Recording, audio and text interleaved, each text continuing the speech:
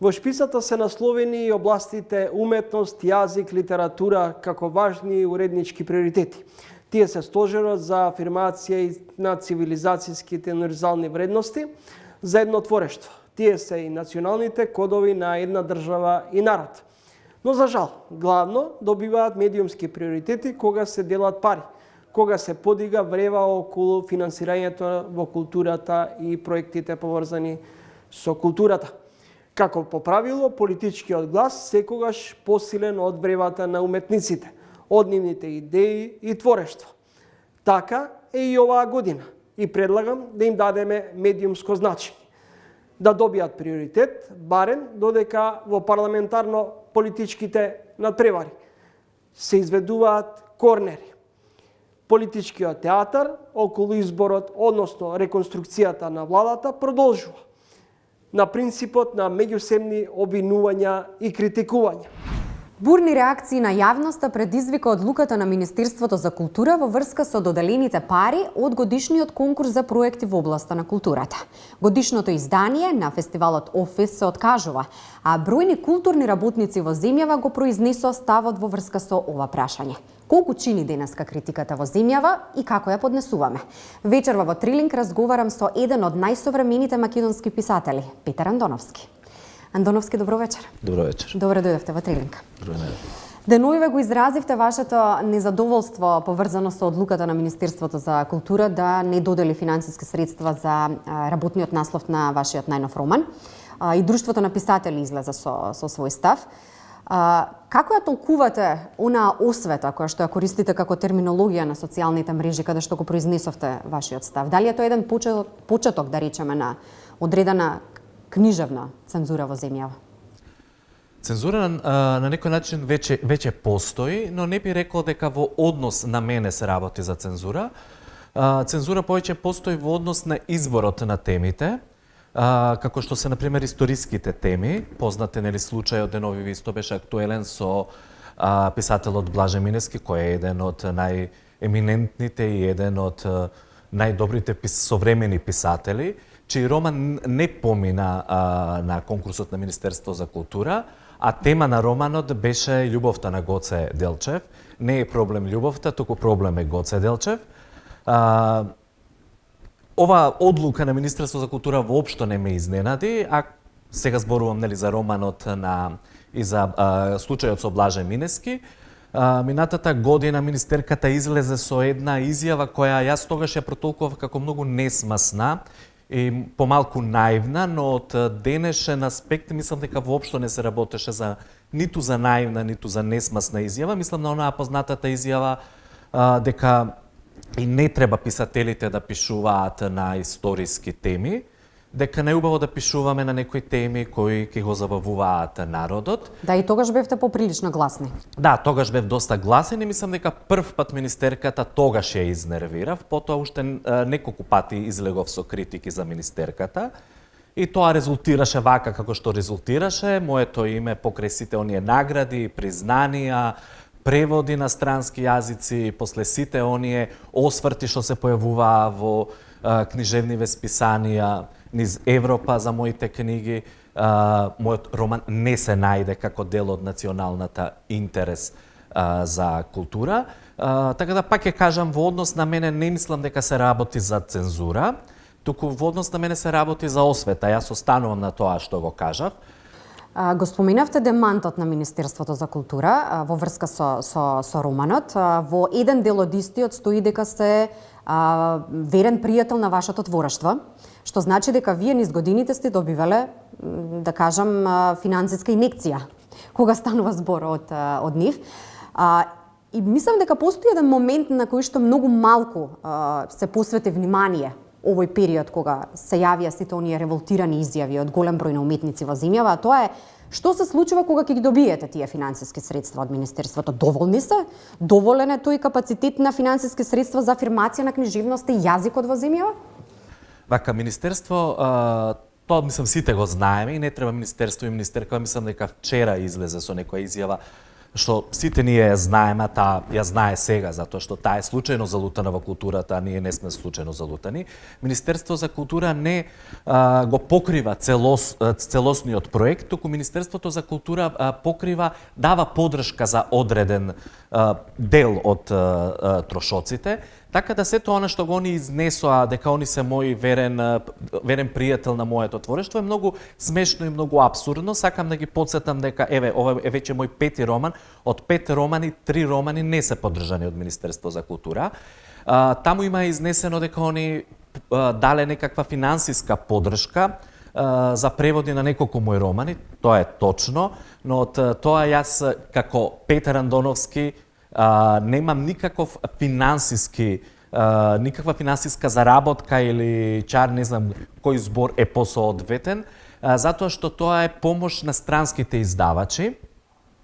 И нашето Министерство за култура не е единственото Министерство за култура во светот која поттикнува преведувачи од надвор за да се преведува домашната литература. Тоа со години постои низ цела Европа, дури и во многу поразвиени земји низ Европа даваат финансиска поддршка за нивните автори да бидат преведувани на други јазици.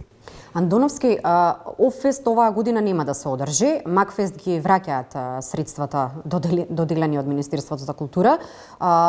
Ставот на Цветанка Ласкова е идентичен. Впрочем, таа беше една од најголемите таргетирани моменти на голем број на револт кој што беше произнесен на социјалните мрежи. Излезе со став дека побара од продукцијата кој што е одговорна за реализација на незиниот проект да се вратат парите во Министерството за култура. Кој е вашиот став? Како ќе се одрази овој книжевен револт, културен револт? Вака, први морам да кажам во случајот со Цветанка Ласкова, без разлика што Цветанка Ласкова била политички ангажирана, сепак и нејзе следува да добие финансии.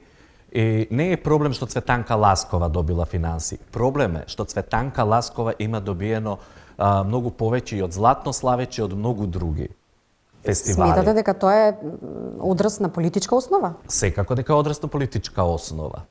Врз основа на што концертот на Цветанка Ласкова е од поголем национален интерес од едно Златно славече, например. Јас ги поддржувам и Оффест, и Макфест, и сите што ќе ги вратат средствата. Мислам дека треба сите тоа да го направиме. Вклучително и многу мои колеги што добија средства ова година, мислам дека никогаш толку мали суми не биле доделени. А културата треба да биде гласна. Културата треба да гласна, треба да биде критична и мислам дека него они прават тоа, дека не се ни до толку способни да размислат дека ова го прават за да замолчат некого, туку едноставно затоа што смета дека културата е нешто неважно, а тоа го докажаа со тоа што секоја година ние имаме нов министар за култура. Од 6 години власт ние имаме 5 различни министри за култура. Ако културата треба да биде гласна, постои ли суета малку повеќе овие денови во кругот на уметниците? Се чини како да борбата ја водиме сами за себе или пак работиме за колективот? Секако дека постои суета и општо познато е дека сите ние што се занимаваме со уметност, без разлика дали станува збор за книжевност, театар, музика, дека сме малку посуетни луѓе и не е тоа толку страшно. Речиси не постои човек кој не е суетен, но проблем е кога министрите се суетни и кога не сака да слушнат критика и кога не сака да разберат дека тие постојат за нас, а не ние за нив.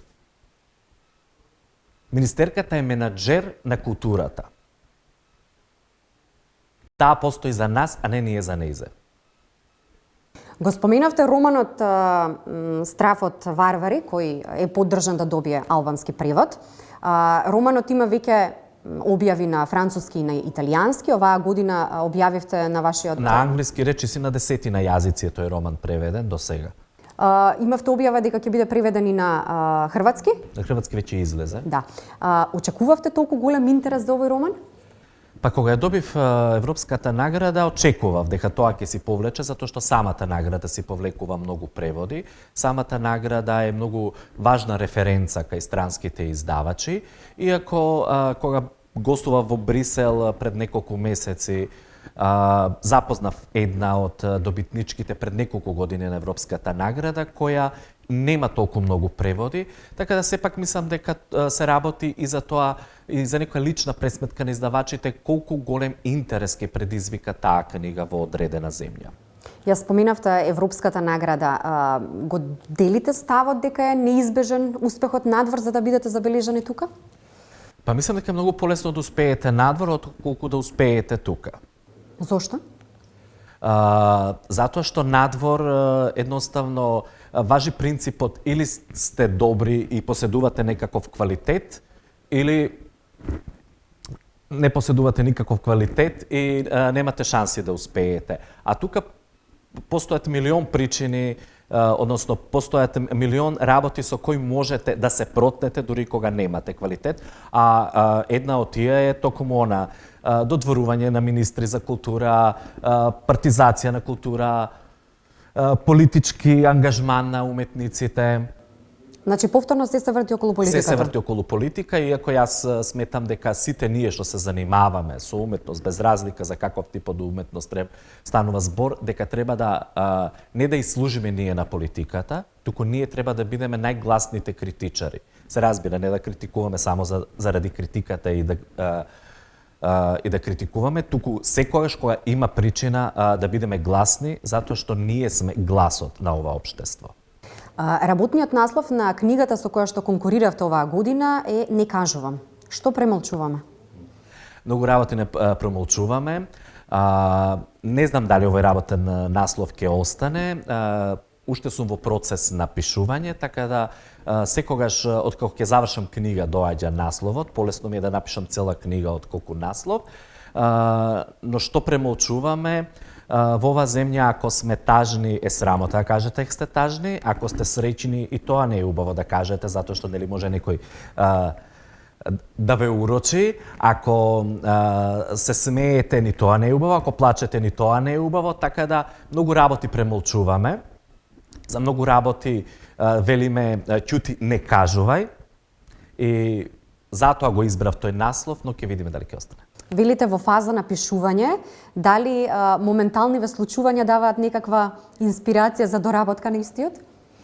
Па за сега не, но ќе видам, знаете, една од побавите работи во процесот на пишувањето е тоа што никогаш не знаете каде ќе ве однесе, таа некоја неизвестност. Вие секогаш тргате од некоја одредена точка, но по пат секогаш ви се отвараат многу нови светови, многу непознати светови, дури светови кои најмалку сте очекувале дека ќе ви се отворат. Затоа никогаш не сакам да зборувам за тоа што го пишувам во моментов, затоа што никогаш не знам на крај каде ќе излезам. Малку поведри теми во однос на сето ова што го кажавме достега. Минатата година ја одбележа едно ваше патување во Индија. Колку книжевниот свет по кој што сите книжевници талкаат се продлабочи и се прошири по ова патување, кога станува збор за земјата со најголемите културни наследства и се она останато? Индија е најразлично од сето она што некогаш сум го видел. Ја доста често патувам и сметам дека две работи се многу важни за писатели. Првата е да читаат многу, а втората е да читаат туѓи книги, мислам многу, не само собствените, а втора е да патуваат. Патувањето во Индија ми беше подолг период предизвик, но секогаш мислев дека треба да ми се случи тоа патување во некој одреден посебен период од животот. Сметав дека токму минатата година е тој период од животот. Во новиот роман уште нема некој директно влијание од тоа патување, но мислам дека ќе се излезе, дури можеби некогаш и како засебна книга, но дефинитивно Индија е дестинација на која повторно би се вратил. Индија не е земја за туристи, тоа е земја која треба да ја посетат патници, авантуристи, и дефинитивно не треба секој да иде во Индија. А што читате приватно во моментов? Во моментов сега ја читам Сали Руни, една од најактуелните моментално авторки. Почнав да ја читам од љубопитство. Ме интересира се зошто е толку таа фама во светот за нејзе, и како што и секогаш се нели крева фама во книжевноста за одредени ликови, секогаш тоа не е оправдано. Така и со Сали Руни не сум нешто многу импресиониран, така да нема нешто многу да ја препорачам на гледачите. Андоновски, ви благодарам за вечерашното гостување во Трилинка. И благодарам за разговорот.